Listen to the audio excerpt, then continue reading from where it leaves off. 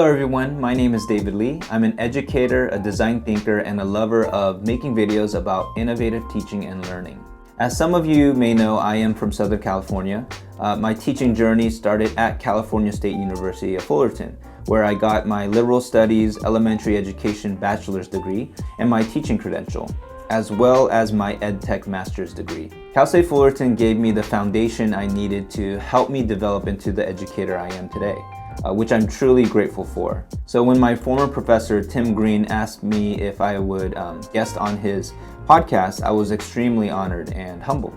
The Educator to Educator podcast, hosted by Tim Green and Erin Besser, showcases educators, some of which are current or former graduates of Cal State Fullerton's EdTech program, who is using EdTech to create innovative learning experiences for students. In this video, I want to share with you the conversation I had with Tim and Erin. I hope you enjoy it.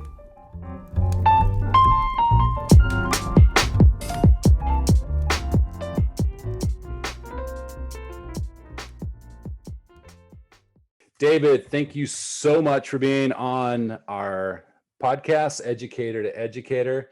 Before we jump in with David, I just want to tell everyone, poor David was not only, he's an alumni of our Masters in EdTech here at Cal State Fullerton. He also was in the credential program, a one-to-one credential program, one-to-one laptops, and I was also his instructor there. So the fact that he's actually agreed to be on this after me knowing him that long, I'm happy about that. So welcome, David. Oh, thank you so much for having me. Super excited to be part of this podcast. That kind of, Cal State Fullerton's kind of started it all for me. So really appreciate that. We love hearing that. So we want to just jump in right now, and to let our listeners know, David is in Singapore. So you didn't start out there. You obviously California and I believe during the Masters you moved to Korea, right? Yep. Yeah. To teach English at the time. So excellent. That was kind of paying off my program fees. Excellent. So what we love for you to talk about is kind of that transition to Korea. Talk about what and you sort of did just talk about what you did there, but talk about that position and maybe how you got to where you are in Singapore, and give us an idea of what you do in Singapore. Yeah, absolutely. So at the time, after finishing the credential program, you communicated that there was this EdTech program, and because there was a recession, it was very hard for me to get a job. I couldn't even get teacher positions. So I decided to take the program, the online program, and then go to Korea so I could pay off the fees there. And I was teaching English at the time. But luckily I was teaching at an English school that was within the building of an international school, Korea International School. And because I had my credential, I just went up and asked if there were any positions available. And they told me, oh, you got to go to the main campus. And there's actually a computer teacher position. And because they saw that I had my EdTech master's and also the one-to-one credential program, they just completely assumed that I knew everything about IT, which is not true. My base and foundation is purely education, but I just acted like I knew everything about tech. And so I got that position. I started as an intern, and gradually I became full-time.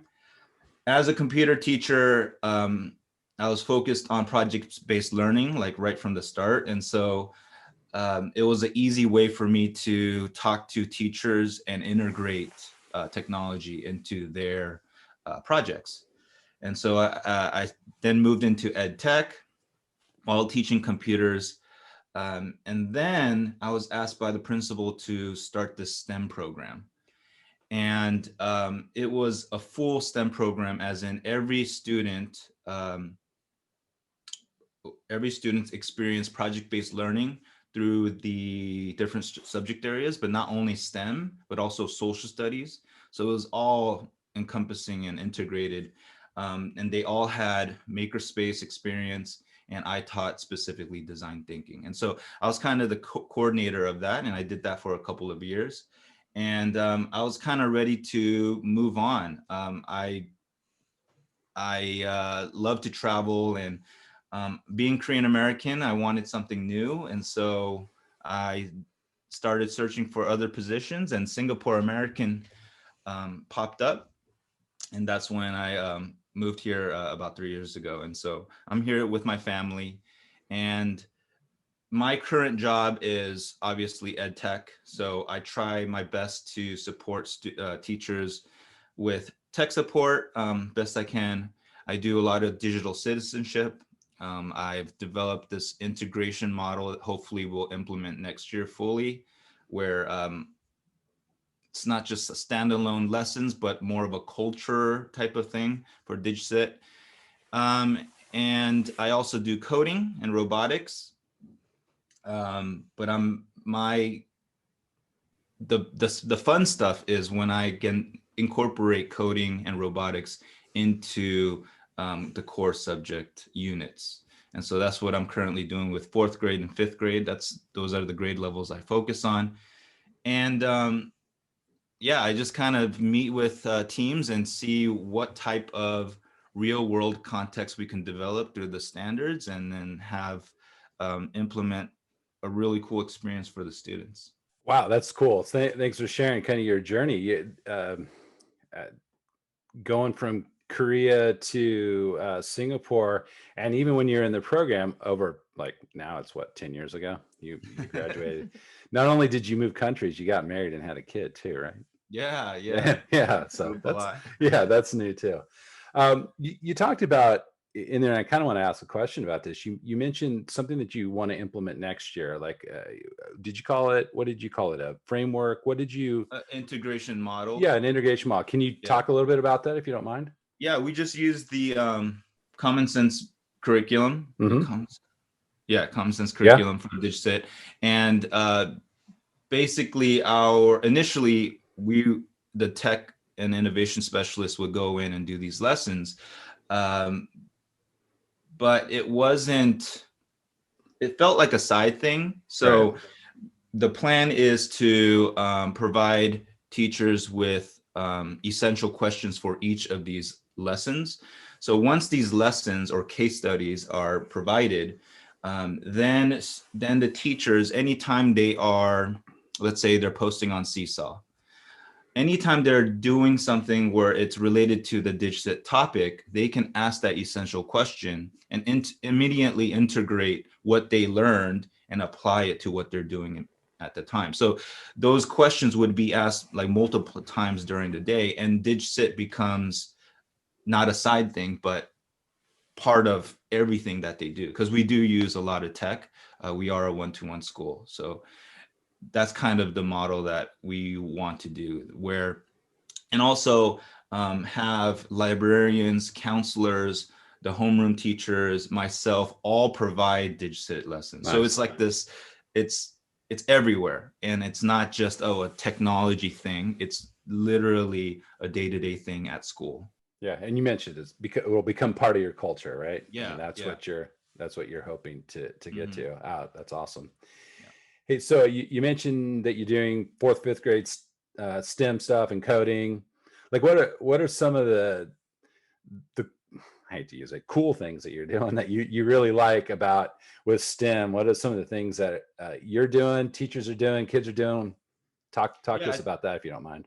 Yeah, I love the NGSS standards, and when you look at them, they're grouped into topics, which is great. But if you just teach it the traditional way, there are labs that hit that standard, there's activities that hit that standards, and there's not a beautiful flow, a beautiful narrative. And I feel like every unit should have that story, where the student starts day one and it makes sense, that transition to the next standard makes sense. And so for 4th grade, I decided to use biomimicry as the real world context, and then use the standards to have them first learn about structure and function. Then they learn about information processing of what animals do, and then apply what the real world does, where it's like sensors, home light systems, where if it's too dark, it automatically turns on the light, those type of sensors. So basically the students had to mimic nature to solve problems that they identify, develop solutions. And so that's kind of stuff is really exciting for me, where I can create a story out of this unit, and the students are really engaged. And for me, I'm always looking back at my experience in education, where I went to school in Diamond Bar mostly, in California, and great schools. I feel like I got the content, but there wasn't that story, and so I don't really remember what I've learned, and I feel like providing that real world context, I think it would be engaging, but then also memorable, and then also give the why to why we're learning the standard. Because that was a bit frustrating as a student. I was constantly asking, why am I learning this? And then we move on to this. And then ultimately I'd even ask myself why. It's just like, oh, this is what I have to do, So yeah, I really enjoy that stuff for fourth grade right now. And fifth grade as well. Like I've taken the standards within the topic alignment of NGSS, and then try to create that real world context as well. So yeah. So to give our listeners a little bit of context, how does your experience in the international school compare to what you experienced in American schools? Are there many similarities or some significant differences? I've never actually taught in the States, in California, only student teaching. And so I don't think I have a good grasp of what that would look like. International schools, obviously, it's like a bubble. Like they have their own rules, right? And there's not a district that kind of oversees them. So I literally got to do whatever I wanted from day one. And with that, and being new and naive, like not knowing, oh, this is how it's supposed to be, I just did what I thought was best. And I had a principal who literally just let me do whatever I wanted, and provided me with the resources and support. We needed buy-in for that STEM program. It was literally every homeroom teacher who had to do it. And she developed that buy-in so that I can, coordinate that program. So yeah, I don't know. I can't really talk to that about, because I have so little experience of back home. But the international schools that are from public schools are just so solid. Like just their foundational things are so solid. And I've learned a lot from teachers who have taught in the States. I think I want to teach where you I know. teach. I want that opportunity, the support, being able to do what you need to do and want to do. I like that. I mean, it's not all schools, but I was lucky enough to have that environment. Yeah. It's great. You took advantage of that and did great things. So related to STEM, I know that you're into design thinking, and just to put in a plug here, David has written a book on that. We will share the link to that on our website, and feel free to talk to us about that. But I want to know what you do.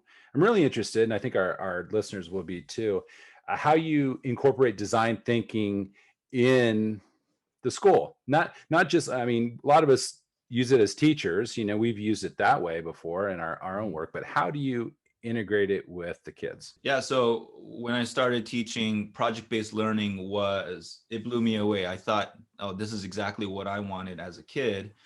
That's a teacher tool. The PBL allows teachers to design the learning experience and the environment. What I thought was always missing was the tool for the students to navigate through a project. And so there's, engineering process, there's scientific method, those type of things, but a creative problem solving toolkit was needed, in my opinion. And because after leaving the education system, that's what I use. I use my creative problem solving toolkit. And when I first learned about design thinking, I was blown away. I was like, this is the answer. So you have project-based learning as the teacher tool, and then you have the student tool to help them navigate through that project that the teacher gives. And once I figured that out, I was like, oh, I had to implement it. So it became, I think a lot of people do confuse, they sound kind of similar, but they are two separate things that work together and are needed. And so like, if you have project-based learning, it's really cool for the students, but you're not really scaffolding creative problem-solving mindsets and practices. And so that's what design thinking has provided my students. So it goes hand in hand. So do you, the teachers in your school, do you, and I think I've seen this recently on your socials, that you've done some professional development with them on design thinking. Is that right? Or did I imagine that? I have done some within my school, but recently it's been other schools who have been contacting me to provide that.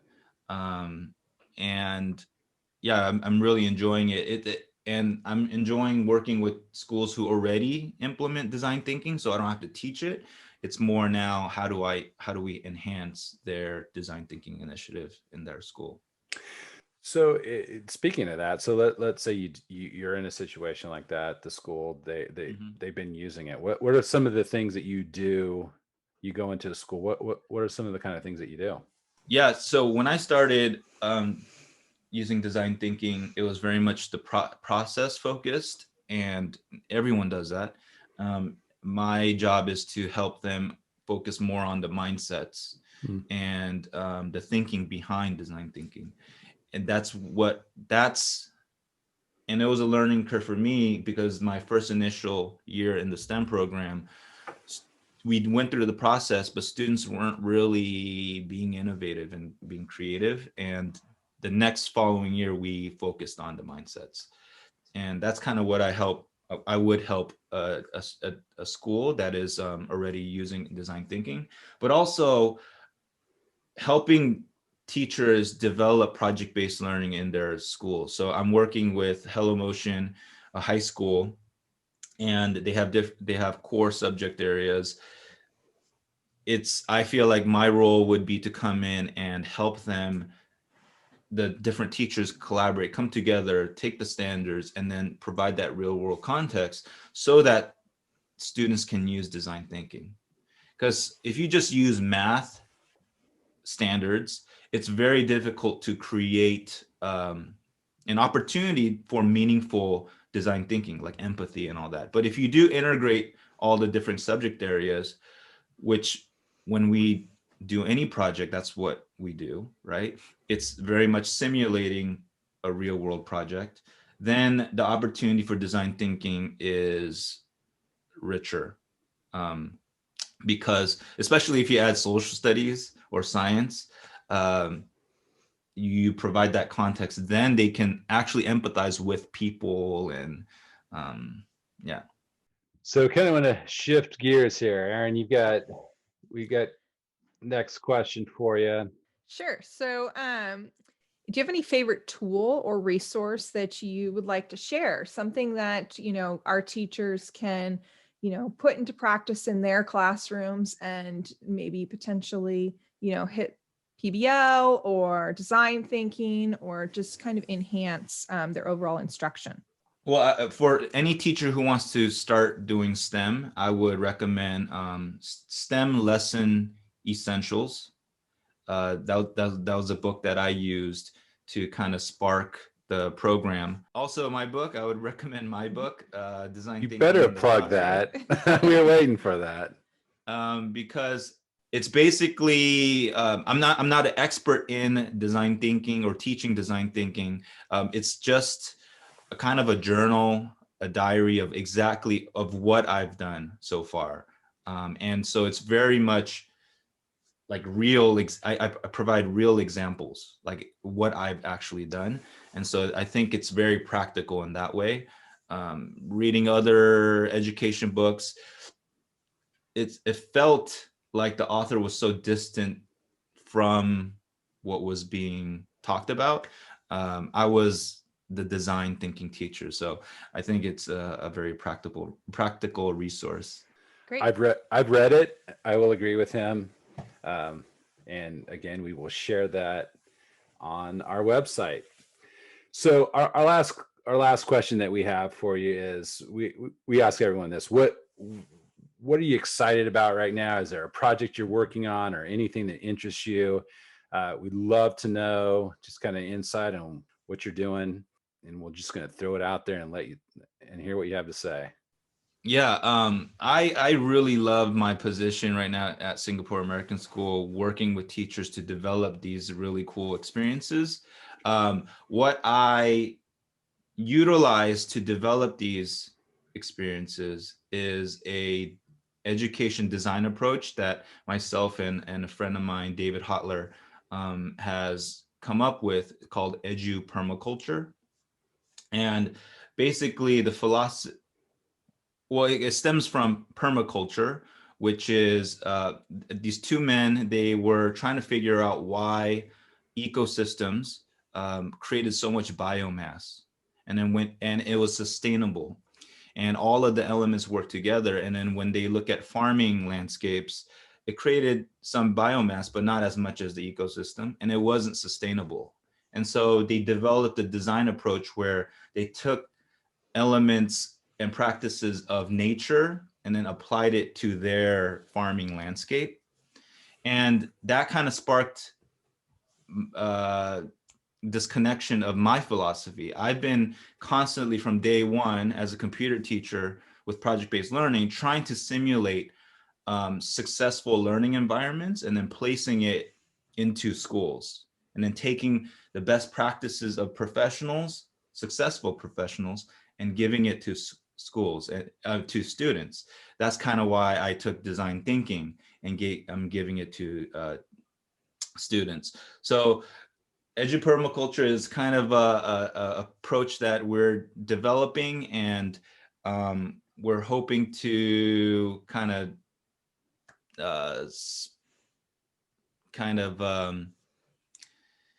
develop maybe some type of book or something, I don't know, some kind of resource that really communicates it. I think my next step would be to create a video of what that is.